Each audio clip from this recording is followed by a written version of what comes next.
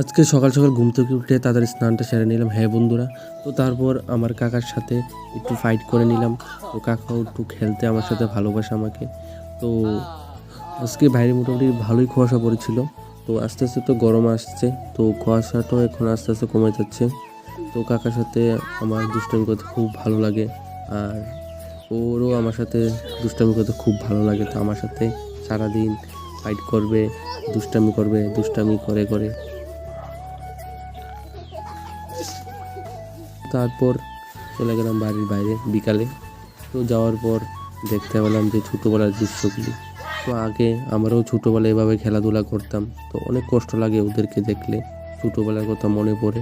তো আমরাও আগে এরকমভাবে খেলাধুলা করতাম। ওই দিনগুলি এখন মিস করি আর কি বলবো, তো কিছু বলার নেই।